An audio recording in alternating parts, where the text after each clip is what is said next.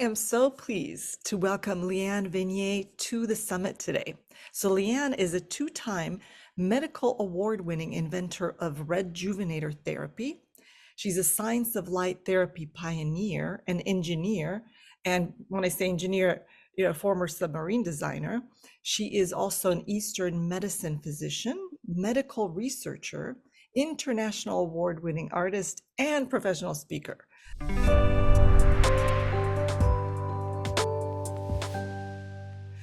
What does this woman not do well? Leanne, welcome. Please just dive right in. Share a little bit more about yourself, your journey. Oh, well, thank you for having me. First of all, Natasha, I'm excited to be here and share a bunch of helpful information with you and your listeners. Let's see. Well, you kind of covered it in a nutshell. My background, I've got a pretty diverse background, coming from a science background, engineering, like you said, designing submarines.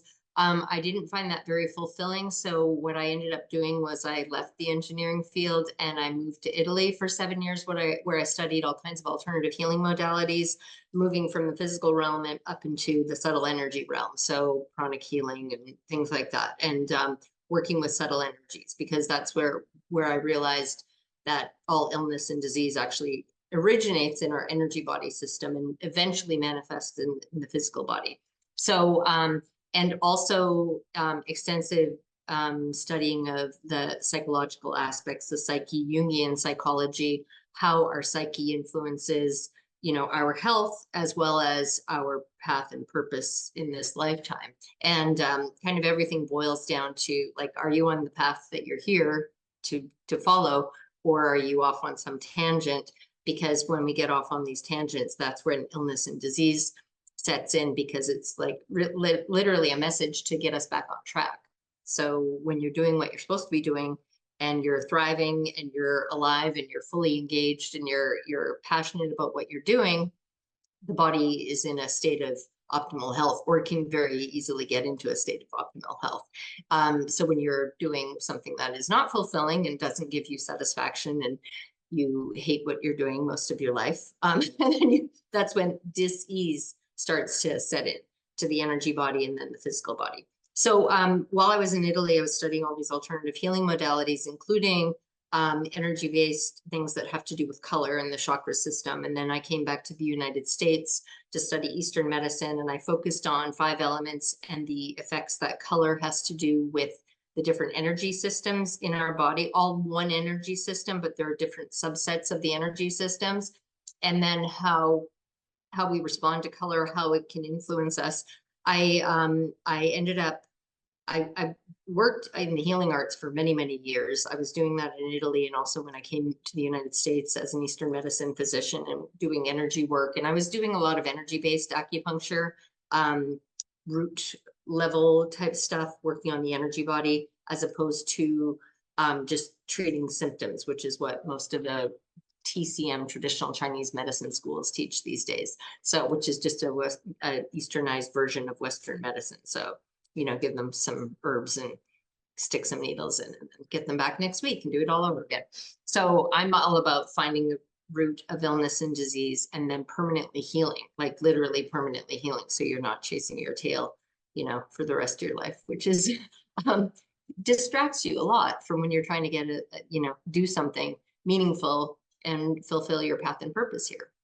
So after I was doing the healing work for so many years, I felt like I was getting depleted myself, and I wasn't taking care of recharging my own energy body. So I decided to take a beginner painting class, and I started painting, and I realized that I could use the colors that I was feeling drawn to on that particular day, and it would catapult me into flow state. I would get into the zone. And I started creating paintings. I was a beginner painter, but I started creating paintings that started winning international awards. I was getting international recognition for my paintings. All I did was put a handful of paintings on a website. I didn't do anything. And I started getting contacted and found by international curators. And it's because I was creating them in flow state, because it was like, I'm a beginner painter. Why? Like, how could you possibly be having these strong responses to my paintings? But after, it took me a few years to literally reverse engineer what I had been doing. And I understood how I was managing to create these paintings that so many people were having these strong responses to, physiologically, emotionally, and how they would have these very strong responses when they would stare at the paintings or look at the paintings, and they'd be like, I can't stop staring at your red paintings or your blue paintings or whatever, because I do big color field type painting. There's more than just color field, but and lots of layers of paint. But so they would they'd have these very strong responses to specific colors. You know, an individual would be like, all of your, I can't stop staring at your red paintings, or whatever color it happened to be. And then I would tell them one-on-one, well, if you're really drawn to that color, it may mean that you've got this going on in your body and this going on in your life, depending on what color they were drawn to. And they're like, oh my God, that's exactly what's going on in my body, in my life. How do you know that? And I said, well, because I've connected the dots between all that. It's like I can tell what's out of balance for you because of your color cravings. You're actually craving those colors to help you get back into balance. So I can tell you based on what you're craving and the colors that you find that you don't want to look at, what's going on in your physical body and your energy body. So then everybody was like, oh my God, where's the book on this? And I'm like, oh, there is no book. It's in my head. It's like hundreds and hundreds of books, me connecting the dots. So anyway, after several years of pestering, people were like, can you write the book? And I'm like, oh, it's a lot of work. Can you at least put some of this information on your website? So what I ended up doing was I took a very, very pared down version of all this information and put some of the information on my website. And I said, there you go. Okay, now leave me alone, quit bugging me. And, but then now it's on the internet. So then I started getting inundated with invitations to, I had already been doing a lot of interviews. It's very unusual. I mean, for like an artist, I was constantly getting asked to interview about my paintings, and then the topic of the color and how they would affect people would come up. So even before I started teaching about the science behind the healing effects of color and light, I was doing all these interviews. Again, people would find my paintings and they'd want to interview me about my paintings. I just thought it was so bizarre. I mean, at the time I was like, this doesn't even make sense. I'm a beginner painter. But like I said, it took me a few years to figure out what was actually going on and why people were having such strong responses to them. But anyway, so let's see, after I put the information on my website, I start getting invited to lecture at major medical universities like UT Health Sciences Center in San Antonio, Dallas Medical Center, 10,000 people up there, and do an exhibition of my work. Then the Mensa Conference and South by Southwest Interactive and Bulletproof, and a bunch of international medical conferences started inviting me. So I was teaching about the science behind the healing effects of color and light, and the paintings were the catalyst for these conversations. That's basically what started the whole, conversation about the topic going. Because I didn't plan to do any of the stuff that I'm doing now. I followed my intuition, and like even becoming a full-time professional artist, I was doing the healing work back then. And I got a download to, after I got all this attention for my paintings at this one night exhibition that we did, the beginner painting class, which was also another bizarre anomaly you would never typically see for a beginner painting class. But anyway, all these things happened together. All these synchronicities happened to make all of these other steps occur. Yeah. I love, yeah, it's fascinating. I can't wait to dig into the flow state, what you're mentioning, and the color cravings. Again, fascinating. I really want to know more about that. But I'm just gonna kind of like rewind a little bit because you're giving us so much amazing stuff. So you were you were working as an engineer, and did you feel like you mentioned that people start feeling ill or when they're unhappy and not on track with their purpose with what they've I was getting sick all the time, and that came from, like, I was healthy as a child all the time, even though I grew up in a very stressful, traumatic household with lots of screaming and yelling. But I was healthy except for the fact that which I didn't realize until later, my liver wasn't working properly because of all the stress. But yeah, when I was working as an engineer, I was literally getting sick all the time, because I think in my mind, I couldn't take sick. I hated going into work. I worked at Lockheed. It was a very corporate, very color between the lines environment, and that doesn't suit me at all. So I would get sick so that I could call in sick because I was legitimately getting sick, but again, psychosomatic, but because I felt like I can't just call in sick because I don't want to go into work today. So ethically for me, like, okay, well, I'll just get sick. Um, and Yeah. again, I wasn't consciously doing that. It was very unconscious, but I realized afterwards. But yeah, I was being unhappy and unfulfilled in that work. And fortunately, our whole engineering team got laid off all at one time. So, and I was the only one rejoicing. My Yeah. job, and like, Yay. because I had it drilled into me by my father. It's like, you don't do your I job. It's know. like, right. Yeah. That So, gen yeah, that generation. is So, but anyway, I was like doing a happy dance. And then I went and traveled around Europe for the first time because I'd never done the gap year. Anyway, so yeah, all of this stuff was very formative, but I did learn some very valuable things working in that job. And one of the most valuable things that I learned is don't waste your life doing something that you hate doing, because you literally are wasting your life thinking that you need that paycheck or you need to stay in a career because, well, I invested all this time and money on my university education. Whatever the excuse is to convince yourself that you need to keep doing something that you hate doing. We have this lifetime to, like I said, optimize and do what we're really here to do. Every single one of us has a path and purpose. And the only thing that is truly important in life is figure out what you're here to do and then do it. ex- And so many people go to their grave and they never figured it out, or they might have figured it out right at the end, and it's very sad, So yeah, my whole big picture thing is help people, not only heal permanently. Part of the healing process is getting back on track, figuring out why are you here? What are you here to do?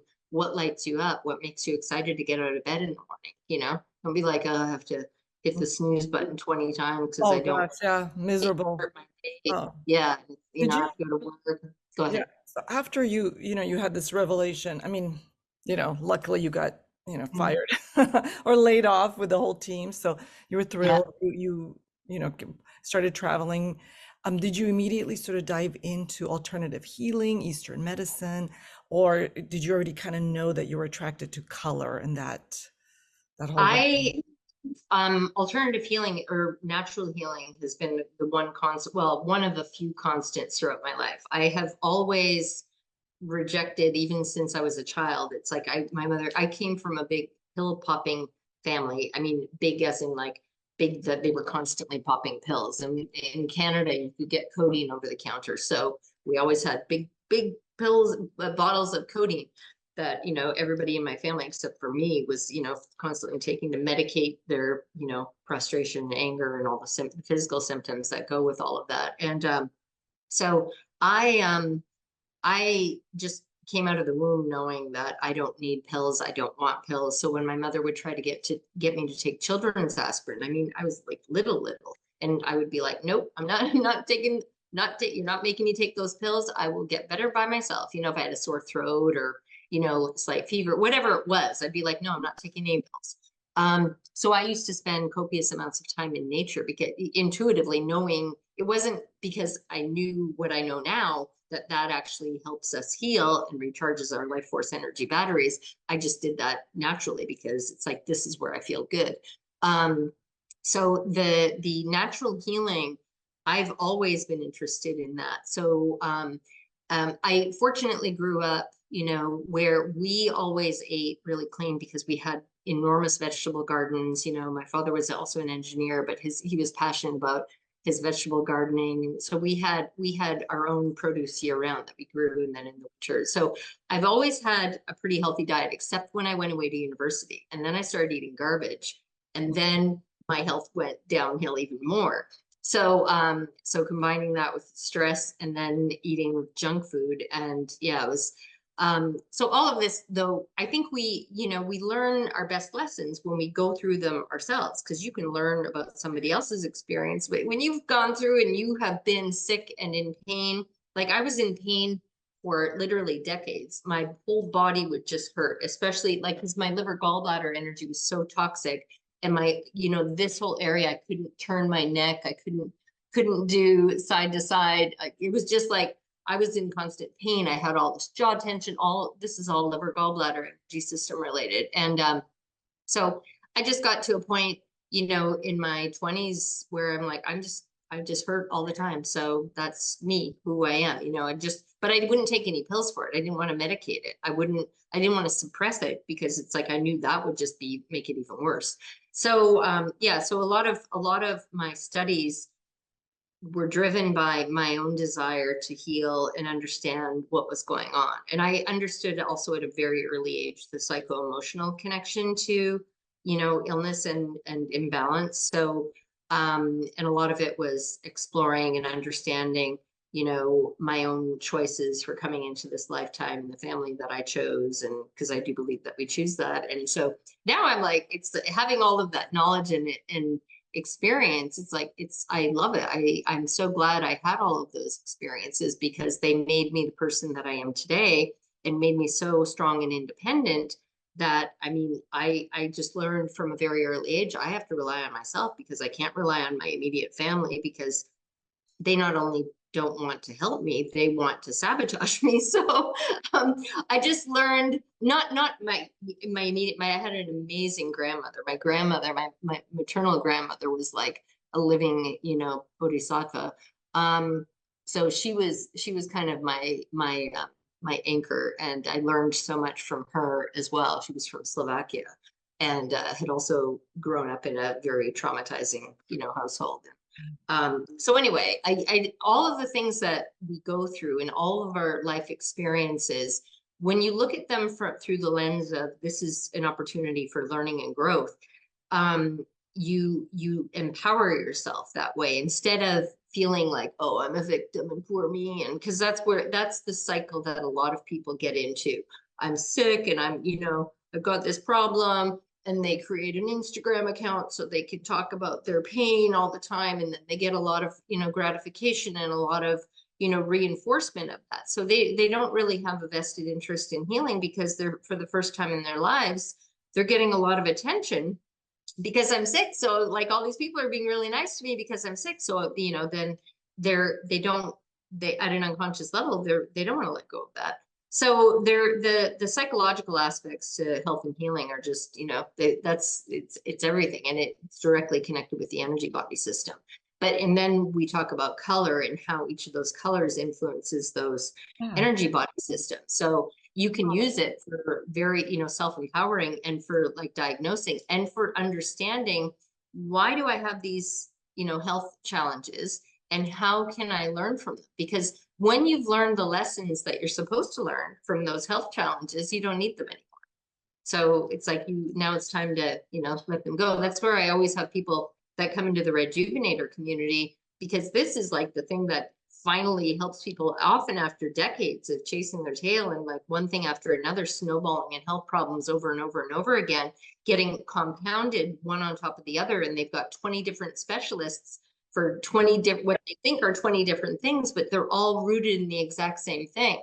So in 15 minutes, I can go like, okay, well, tell me about this. Tell me what was the first symptom that started, what happened after that. And it's like, okay, what was your childhood, or what was your, like, where did it, so it started when my grandmother passed away, or whatever there was the triggering or catalyzing event for, like, going rapidly downhill, where it's like now their psyche's going, okay, you're not paying attention to me, so I'm going to start making you pay attention. And the way that our psyche makes us pay attention is by causing disease, pain usually is the first thing, because something hurts. Like, you don't pay attention unless something hurts.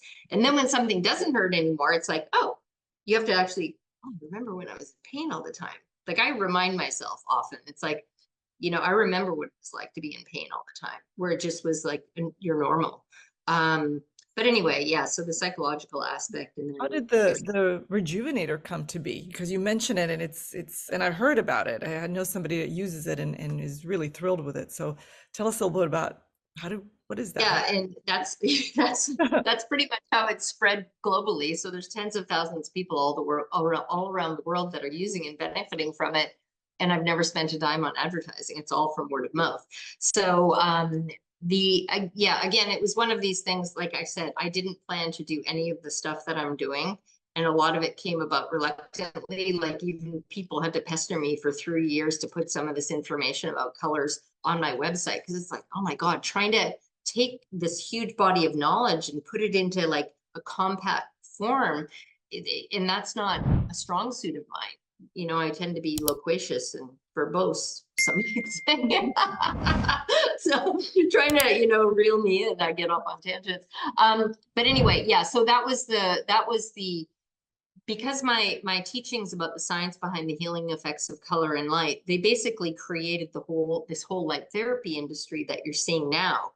I didn't invent light therapy. It's been around for thousands of years, but nobody was giving it any credence. Nobody was paying any attention to it. At most, when I was teaching about it, there were like a few little devices on the market that were for like skin, you know, beautification, because the beauty industry is very fast to latch on to things like, you know, any kind of new technology that might. So, but I'm like, the only applications were for, bless you, by the way, were for, you know, skin beautification, or like in physiotherapy clinics, they were using lasers for like, you know, treating, you know, pain in the knees and things like that. But I'm like, you can use this for like full body, full system healing, if you're doing it right, and if you combine it with the healing energies of nature, because the light portion alone isn't enough to elicit permanent healing results on their own, because you want to address the energy body system. But anyway, so all of my teachings were talking about all of this, but when people started latching on to the light therapy component, because you could explain it in terms of chemistry, you could actually see chemical changes happening in the body that would, you know, that were measurable. So for example, you know, the light therapy, which had been around since the 1950s, which nobody really was thinking of it as light therapy. Blue light used in hospitals for treating babies with jaundice, which was discovered in the UK in the 1950s. It was the only thing that was being used in hospitals, mainstream. And they were taught, they kept telling, they would tell the medical students, oh, it's UV. And it's like, no, it's not UV. It's like, so they even weren't even describing it accurately, because I think, you know, big pharma doesn't want people to know that you can go and get benefits from sunlight. You know, in fact, the polar opposite. They use the media, mainstream media, to brainwash people into thinking that if you get sunshine, you're going to get cancer. So, and it's literally the opposite. The more avoidance of sunshine you have in your life, meaning that the more you try to not get any sunshine, the more your probability for all-cause mortality goes up and up and up, including cancers, heart disease, everything across the spectrum. Anything that you can get sick from, your probability of getting it is much higher. That, like, it's directly inverse proportional to I avoid the sun and you're going to get sick. So the more you avoid the sun, the more sick you're going to get. So that was kind of the foundation of my teachings. And then explaining, using, you know, explaining the science, the physics in really easy to understand format, so that everybody could understand it, bringing in hardcore scientific research and medical research that had been going on for many years, and it just, nobody was paying attention to it. But then what I did was connect it to real world experience and explain that color and light are the same thing. So when you see a colored painting, you can't see the color in that painting without light. They're synonymous. You can't have color without light. You can't have light without color within it. So I go into a lot more detail about the actual physics, but really super, like, a child can understand it, because I use lots of imagery in some of my talks on YouTube. But so basically, and then connected it with the real world experience that people would have when they would look at certain colors, like, how does this make you feel, you know, and then explaining, you know, ancient healing modalities, supporting it with modern science, and connecting these dots between all these disparate fields of study, including evolution and biophotonics and plant research, and all of these, connecting the dots in my lectures. And I would take you linearly from point A to point Z. And by the end of it, people are like, oh my God, why doesn't my doctor know this? Like, why does my doctor know nothing about this? And I'm like, I would say, well, don't worry, they will. This is, you know, it's spreading, it's going to catch on. Because I was, like I said, I was doing interviews. All of this information was going out into the world, like with fractals. And then bloggers started picking it up. They'd find my videos, and they'd literally write an article almost verbatim, pulling information from my videos. So it just started spreading organically. But then the problem was that people started getting clever and thinking, hey, you know, this light therapy thing is really catching on. And there are people in internet marketing that are always looking for the next trend. So they're like, oh, you know what I can do? I can go on Alibaba and I can buy an industrial plant grow light, and I'll make a slick website and I'll sell this grow light, you know, that people were using for growing marijuana. And I'll sell it as a light therapy device, and I'll sell it for thousands of dollars, you know, when it cost them, you know, $100 or something like that. And they so what was happening was more and more companies were coming out and selling these products, which were literally going to be harming people that were sick. And so it happened that three of these companies in a row reached out to me in 2016, and they're like, you know, we'd like you to try our product and then tell all your followers we'll pay you a huge amount of money to do this. And after trying their products, I'm like, no, you, like, this literally is going to be harming people that are sick. It might give a little bump of energy. It might do some skin improvement stuff for people, but for people that are sick, this is actually going to make them worse. And that in fact proved to be true. Why is that? What, and were they just following? Because I know that there's a whole website dedicated to Dinshaw's, you know, color Yeah, therapy. well, yes, but Dinshaw's work, he's using an incandescent bulb and film, you know, Right. that is filtering through. So incandescent bulbs have the full spectrum of light within them. That's why it's always an incandescent bulb you use with Yeah. those, Yeah. He because gives, yeah, you've right. got the source color there. And then the film filters out the frequencies that you want to focus on. So what I'm talking about are these industrial plant grow lights. Okay, well that's one Oh, thing. okay.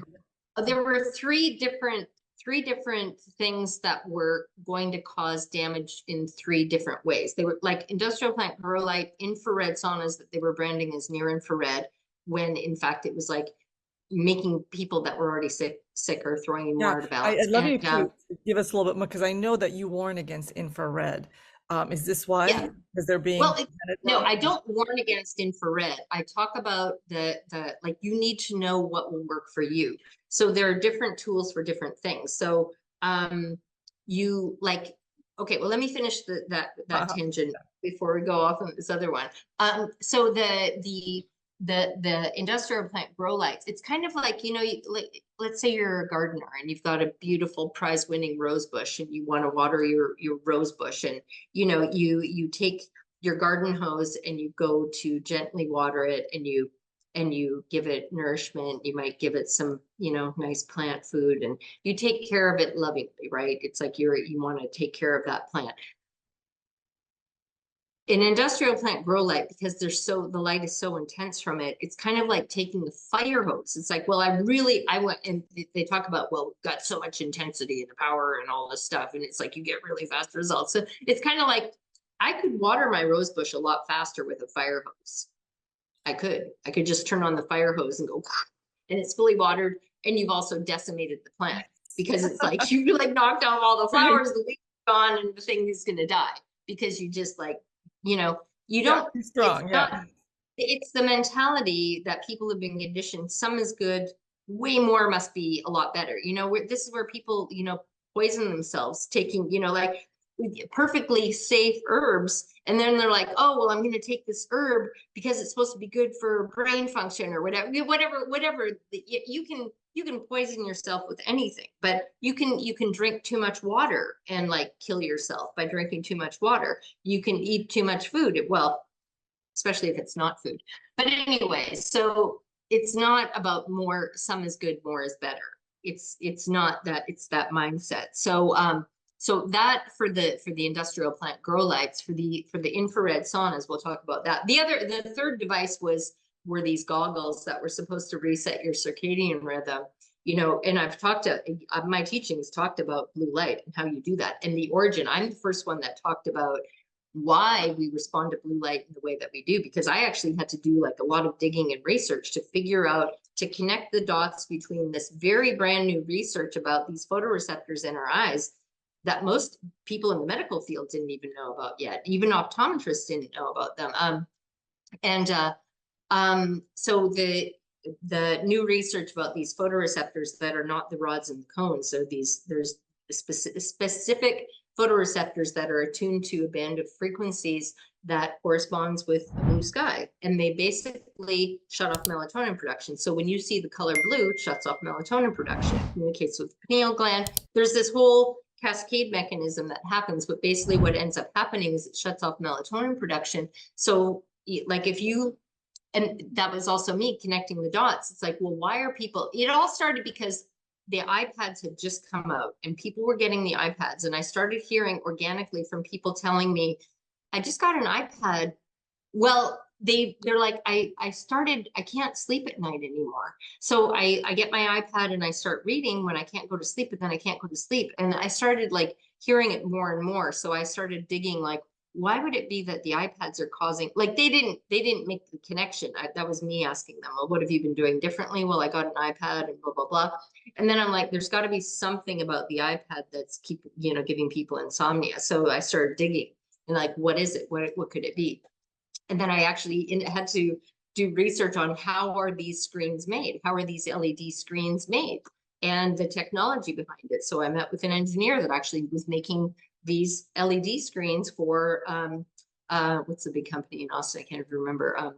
Not Microsoft, IBM. No, what is it? Anyway, Apple? whatever. No, before Apple, whoever Oh, was before, around. okay, yeah, I probably know. But anyway, the point being that I connected the dots, figured out, okay, well, this is why, because these LED screens actually emit a high percentage of blue light, which is kind of common knowledge now. Everybody knows that, but this was all brand new information back then. This is like, 18 years ago. So the fact that when we are exposed to this blue light, we see it with our eyes, it shuts off melatonin production. So you're not going to get sleepy. You're going to be wide awake and connected with evolution. Again, I talk about all of this in my earlier talks in detail. So that was the third device. But they're like, oh, I'm like, they're like, well, we're not using blue light because blue light can harm the retinas. Also, it has this. That's why you can use it for resetting circadian rhythm, but you don't want to shine it directly in your eyes. So they're like, well, ours is blue-green. And I'm like, are you, like, because I was reading literally thousands of medical research studies. I'm like, are you not aware of the fact that this frequency of blue-green light actually harms the eyes? And they're like, they had no clue. So they spend all this money developing a product, not realizing that you're actually taking harmful blue-green light and shining it directly into people's eyes. You're going to be blinding people. So I think that company just kind of shriveled up and died. But anyway, so it was 3 companies back to back that were reaching out to me in that year, wanting me to promote their products. And I'm like, they're using my teachings to sell products that are actually going to be harming people. I didn't care before that. It's like, I don't care how people throw away their money, whatever they want to do with it.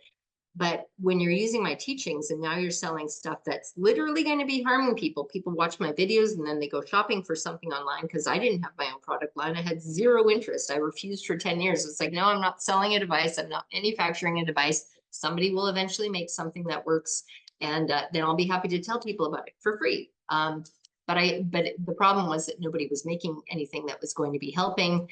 And there were a lot more people that were coming on board that were actually creating things that were going to be harmful. Because again, they don't come from a healing background. They don't come from a science background. They're marketers. So they're just trying to find a trend. And it's like, hey, let's take these, chicken heat lamp bulbs and turn them into infrared saunas. Because there was this guy who didn't know anything about science either, Dr. Wilson, who's not even a doctor. But anyway, and I fell for that whole thing early on too. And then until this company reached out to me with their near infrared sauna.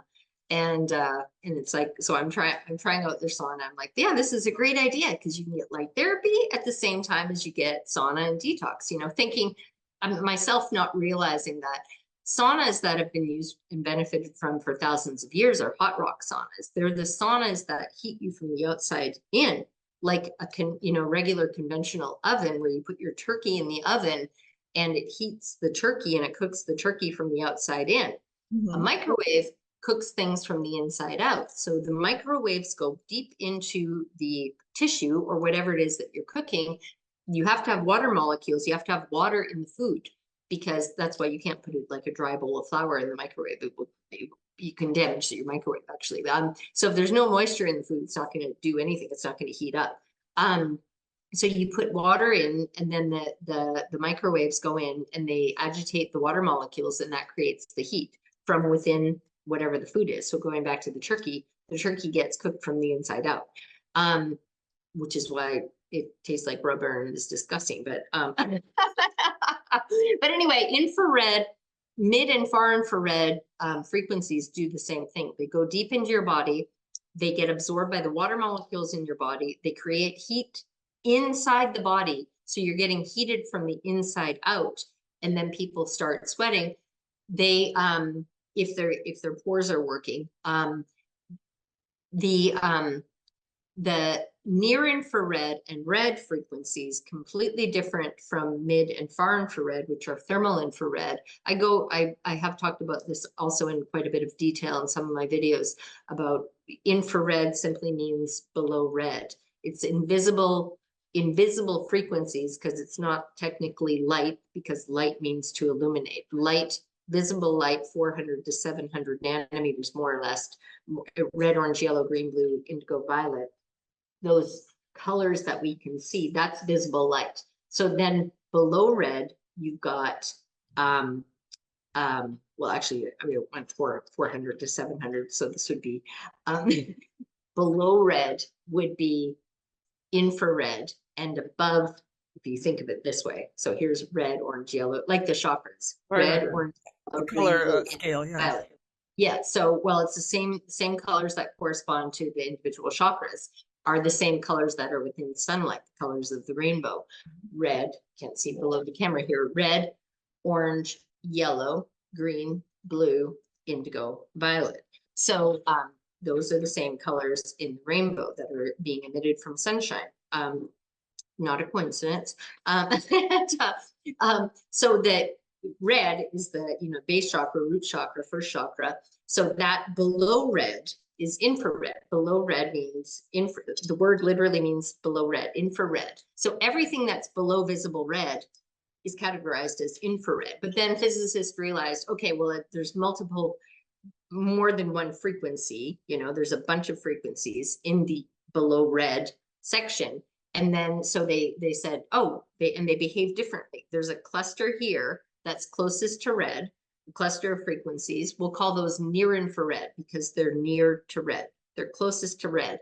Then we've got another cluster of frequencies that is thermal infrared, and we'll call those mid infrared. And then same thing with far infrared, thermal infrared, that it goes even deeper. Anyway, so these two, mid and far infrared, get absorbed by the water molecules in the body. Near infrared and red get absorbed by the cells, the physical cells in the body. That's why they are capable of stimulating mitochondria in the cells, the powerhouses of the cells. So there's a lot of research on near infrared and the benefits of mitochondrial stimulation. So that was their incentive to market their mid and far infrared saunas as near infrared, because then they can say they have all these healing benefits that near infrared provides. But the amount of near infrared and visible red in the chicken heat lamp, bulbs is minuscule. It's such a tiny, tiny amount. It's kind of like taking a 10-gallon jug of water and putting 1 drop of orange juice in that 10-gallon jug, and then saying that's a 10-gallon jug of orange juice, when in fact it's actually a 10-gallon jug of water with 1 drop of orange juice. But you could technically say, oh, there's orange juice in there. So, people, that's a very common thing in marketing too. Same thing with these sodas, it's like, oh, real orange juice. They've got like garbage and high corn syrup and all this other stuff, artificial flavors, artificial colors. And then at the very bottom, orange juice, like literally a gnat, like you can get a microscope. And anyway, so, so not everybody has a problem with infrared saunas, first of all. Some people love them. But there are a lot of people, if they already have too much heat in their body, people that don't like hot rock saunas end up loving infrared saunas because they don't get the unpleasant biofeedback response when you go into a hot rock sauna and you already have too much heat in your body. And that's one of the things that I talk about is like everything is hot, cold, has these energetic natures, including foods and everything, things that we drink. So when you already have too much heat in your body, which is often from stuck liver gallbladder energy. If you think of an engine revving on a vehicle, and you've got the tires up like this, and you've seen in, Yeah. movies, you've got Mhm. the smoke's coming out of the engine because it's revving, engine's revving, and the wheels can't go anywhere. It's just stuck inside. That's like what happens inside your body. Like when liver gallbladder energy gets stuck and toxic, people aren't detoxifying, and they have that stuck energy where they have like irritability or like, road rage or, like even not even that strong, or depression, which is anger turned inwards.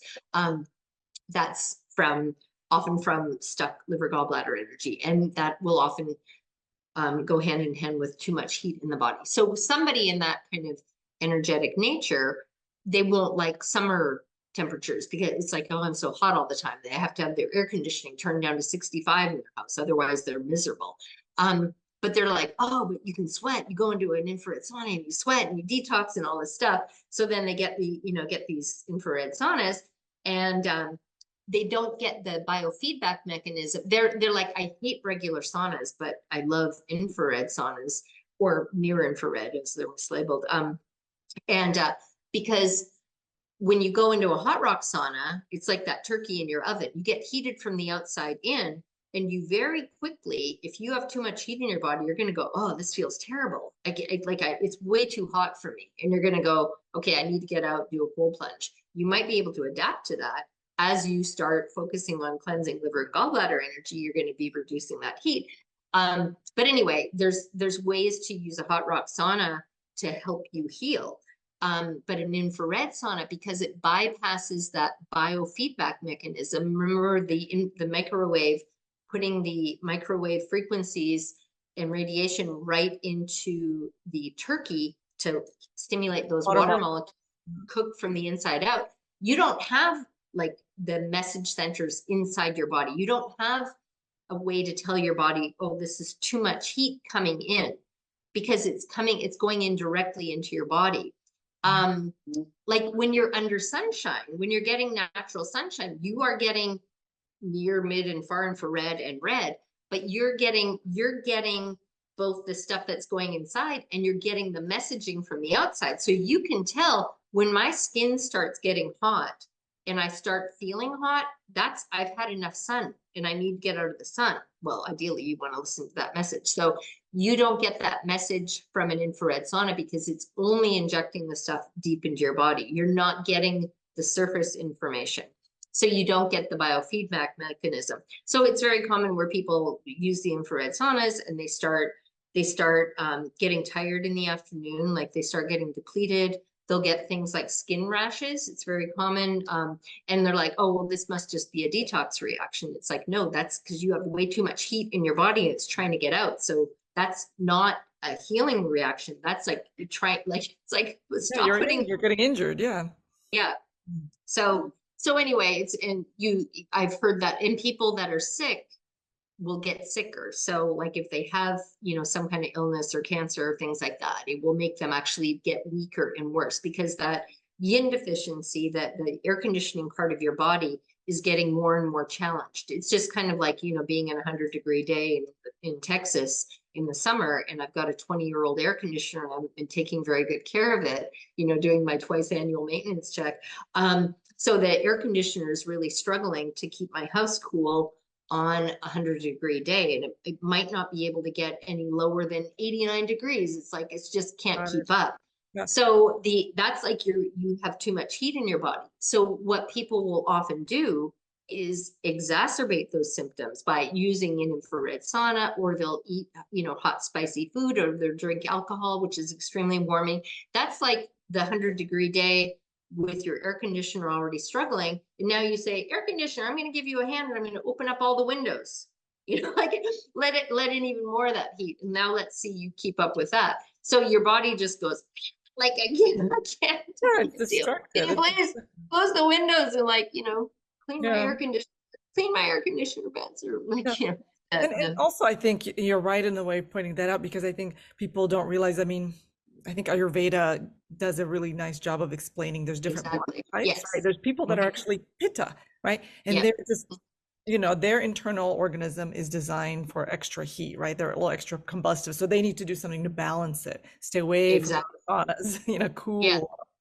Yes, exactly. So, and so that's a big part of like teaching people. Everything has this energetic nature to it, including all foods. So you can eat foods that help nourish spleen and stomach energy or help detoxify liver. I mean, it's like food specific, but they also have a hot and cold aspect.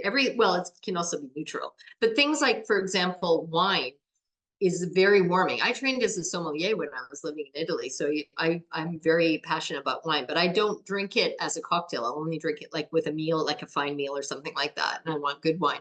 But I learned I can't, because it's very common here in the United States to drink wine as a cocktail type beverage, but it's so warming that if I have wine like even a few days in a row, I start feeling hot at night because it throws my body out of balance very quickly because it's just too much heat. So it's like, especially if it's the summer, and it doesn't matter if it's cold white wine or, red wine in the middle of winter. But cold white wine is still very hot in nature. So drinking cold white wine in the middle of summer is going to make you feel hotter. So, and it's very common that people start feeling hot at night. They start sweating at night. And it might get really bad. Then they might start sweating during the day. And that's a thing that when women go through menopause, they often have hot flashes.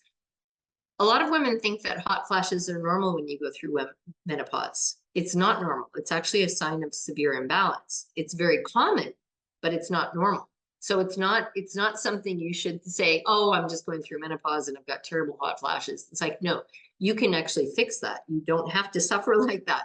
And it's just a matter of understanding the hot and cold nature. And like, do you drink wine? Oh yeah, I love wine. I have a glass of wine every day after work. That helps me wind down. It's like, and do you sweat at night? Oh, I sweat so much at night. That's yin deficiency. So helping people start thinking about what they're putting into their body in terms of an energetic nature, it's like so empowering. And they're like, oh my God, like, how do I not know this? It's like, and when you have these basic fundamentals, it's like you all of these things, you take back control over your health and healing process because you have these little pieces of information that nobody, in the big pharma industry is ever going to teach you. They don't want to teach you anything about, eat the right foods. They're like, go eat McDonald's every day. You're fine. We'll just give you a pill. And then, then you've got high blood pressure and then you get diabetes and we'll just give you some more pills. And Yeah. we're gonna manage that for the rest of your life, and you're gonna take more pills. And then every pill that you take means that now you're creating 10 new problems because of all the toxins in those pills. They're extremely toxic. They disconnect you from your core self. They make you more and more sick by suppressing symptoms that you think, okay, well, I just have to make the symptom go away. It's like, no, the symptom is there to tell you something that you need to address. Anyway, it's a big, it's a money-driven, Well, profit-driven industry. It's going trillions and trillions of dollars. Yeah, yeah, we're on the same page there. Yeah. Yeah. Regarding the rejuvenator, so tell us, like, what is it? Is it like a machine? Is it like a sauna experience? Is it you put it, is it like one of those battery type things? I've, you know, like, This is the number 3 universal uh-huh. rejuvenator. So it's hard to see in the camera, but can you kind of see there's a pattern on it?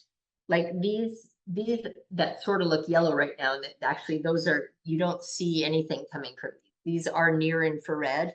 And then there's visible red that sort of looks like pink right now on the camera. I don't know if you're seeing the same kind Yeah, of colors. I see like kind of a But you see how pattern. this almost looks yellow right now on the camera, but those actually look like they're not lighting up. If you have a Samsung camera, the Samsung camera has enough sensitivity, it can see near infrared. iPhone cameras can't, but anyway, there's a light therapy component. I'm going to put this down just so, but it's This is what it looks like. Okay. 1 foot square, and it is 3 pounds. So people travel with these all over the place. And yeah, it's phenomenal for resetting circadian rhythm for no other reason. If you travel with it, I mean, if you're going something, you don't have to ever have jet lag again. It resets your Oh, circadian rhythm oh, treatment. fantastic. Um, So yeah, yeah, so let's say, do you program it, or is it just got one setting, or do you it, program it it according to you your? you don't have to program it. All you have to do is turn it on and put it against your body. So like, treating the abdomen, for example, would be like under the shirt. Treating the abdomen, there's a sleep protocol, there's a detox protocol, there's a kidney protocol. So you treat directly against the body. It's extremely safe. Babies use it, pregnant women use it. I mean, you name it, anybody, like people with cancer, Lyme disease. We've had complete reversal of anything and everything that you can think of.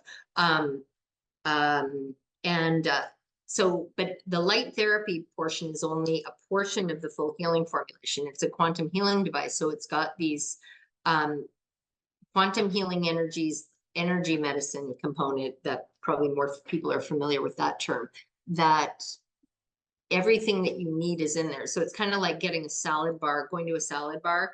And today, these are the foods and the nutrients that I need. So I'm going to pick that. You don't have to decide. Everything is available and your body takes what it needs whenever it needs it. So whatever it is that you need for healing. So it's like energy medicine, you don't have to, if you're an energy medicine practitioner, you don't have to like go, okay, I'm gonna send them this frequency because they got this and whatever. You just like, here, this is, channel the energy Yeah, and it's you coming. did mention there was like a kidney protocol or some protocols that how do you work that with the rejuvenator? Yeah, the protocols are actually targeting different energy areas. So the kidney protocol is exactly like it sounds. You're actually treating right over. So it's like one, yeah, you plug it in Uh, and you put it, the you plug protocol it would in be and the you put position. it on. Yeah, so there's key areas on the physical body that you target that stimulate and unblock and detoxify specific energy systems within the body. So like kidney is foundational energy. It's really important when people are tapping into their kidney energy. What signs of kidney energy deficiency are when people are aging at an accelerated rate, graying hair, teeth, problems with your teeth or bones, that's controlled by kidney energy. So like if your teeth are falling out or decaying or like, whatever, you're having problems with your jaw bones or whatever, um, the anything bones, osteopenia, osteoporosis, that's like dipping into kidney, like when you see the little ladies and they're hunched over and they've got the hunchback, that's like real severe kidney deficiency. But yeah, more common things like people feeling tired often, because it's kind of like the kidney energy is kind of like your reserve tank. So usually people will start going out of balance with spleen, stomach energy, and liver gallbladder energy. Spleen, stomach energy is what controls like your digestion, assimilation of nutrients, transforming of fluids, all these important things that have to do with nourishing you. And it's not just physical nourishment, it's also nourishing your your core being, your psyche, and from a psycho-emotional standpoint, and that self-nourishment, taking care of yourself. A lot of people who are caregivers for everybody else, it's very common where you see that they're very overweight, like, they're like mama for everybody, but they have a really hard time losing weight because their spleen, stomach energy is so weak and deficient. They can't take in the nutrients from the food. They can't digest the food and the stuff starts building up in their system, and then it starts affecting liver gallbladder energy where you're not able to detoxify. So it's kind of like this quagmire effect that starts happening in the body. You gain weight, you can't lose weight. Everything, it doesn't matter how many calories you cut, like you're practically starving yourself and you still can't lose weight because once the sludge starts building up in the system, because you're not taking in the nutrients, you're not transforming the fluids, then the liver gallbladder energy, it's not able to detoxify. So any toxins that you're taking in from your environment or from your food, and a lot of times people are eating food that isn't really food, because they're craving the sweet flavor. Their spleen, stomach energy is all about the sweet flavor. So people that are trying to medicate and nourish themselves, they crave sugar, they crave sweets, they crave desserts, they crave pastas, breads, things that turn into carbohydrates, which turn into sugars in the body. So they're trying to medicate themselves through eating, what are often known as comfort foods. and then they exacerbate the problem even more. And so it's a snowballing effect. So it's kind of like, you know, if you've got a stream, that has clean flowing water coming through it, but then some kind of pollution starts coming into the stream, and the stream will make these little pockets on the side, you know. Here's the stream, but it'll make these little pockets, and it will, like, the sludge in the water will start to collect over in the little pocket here. So you sometimes see, oh, it's clean flowing water here, but you've got this sludgy, goopy, you know, slimy stuff sitting on the surface. That's the waterway is kind of like, I'm going to divert this stuff, get it out of the way so I can have the water, you know, Yeah, run yeah. clear through. But if you have enough of that sludge, it starts to encroach on the main flow of water. And then it'll eventually get to the point where it's like the water's barely, you know, flowing past it. There's all this sludge here. That's literally what's happening in your physical body and your energy body system. So the energy, the life force energy that circulates through our meridians, our energy channels, they're the energy pathways that take that life force energy that distinguishes you, Natasha, alive here with your beautiful mountain scenery behind you and sitting here talking to me versus being like laying on the floor dead. That life force energy is the one thing that distinguishes you from being a living human being versus a dead hunk of human flesh. But if there's no life force energy, you are not alive. So the life force energy circulates through our entire body, physical body and energy body, through these meridians, energy channels. So when you have this quagmire effect that's starting, then you start getting a breakdown in the free flow of energy through the meridians. So it's like having a kink in your garden hose where you can't spray the water anymore because there's a big kink in the hose. Have you ever done that? You go to water your prize-winning rose Yeah, bush and it's like, frustrating. You're oh, like, oh, where's coming that? out. You know, you gotta. Yeah, you're like, oh, there's a kink back there. So you open up one kink and you go, and it's like, oh man, there's so much coming out. And you're like, oh, there's another kink, and you open up another kink. Anyway, what the rejuvenator does is it opens up the kinks in the hose so the energy can flow through, but it doesn't just do that. It actually turns up the volume on the water hose, because, like, let's say you go to turn the water on and you do a quarter crank because you're in a hurry, and you go to water your rose bush and there's like drops of water coming out. Then you're like, oh, it's all these kinks. No wonder. So you open up all the kinks and you go to water it and you're like, oh, it's still barely a trickle coming through, because you haven't turned up the volume on the faucet.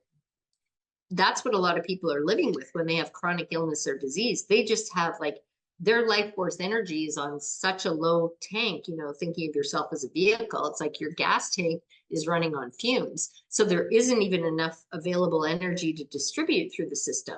So you have to open up the kinks, the blockages, but you also have to bring up the volume. So the rejuvenator is like turning up the faucet, you know, full blast, like where it's like, now you've got a full, like, full abundance of life force energy circulating through your energy body, and your life force energy gas tank is nice and full. So you have all of this energy to do everything that you need to do, and you're not like crashing in the middle of the afternoon. And all the systems in the physical body, regardless of what they are, you know, like even if it's something like, oh, my shoulders are killing me, or my knees are killing me, or whatever, whatever body part, if it's a physical body part, or it's my thyroid isn't working, or, you know, my heart, I've got heart problems, or what are some other, you know, or I've got cancer. Cancer is like the quagmire effect. It's like there's so much sludge in there, the life force energy can't get through. And then cancer cells, which everybody grows in their body, we all have cancer cells that come in our body, and a healthy immune system, physical body and energy body, will just kind of like, oh, that's not a normal cell, get rid of it, you know, boop, gone. When somebody has that quagmire effect going on, they don't have the ability anymore to go, whoop, you know, go on cancer cell. And the cancer cell goes, oh, I love this. I love living in sludge, you know, like I'm going to like multiply. And so that's exactly what is happening. So it's very easy to heal cancer. It's not a big mystery. Western medicine wants you to think that you're a victim of cancer and you've been attacked by cancer. Like, we got to kill the cancer. It's like, you kill the cancer while you're killing the host using the Western medical approach, you know, radiation, chemotherapy. Usually people die from the treatment. They don't even die from the cancer. They die from the treatment. Treatment, loosely.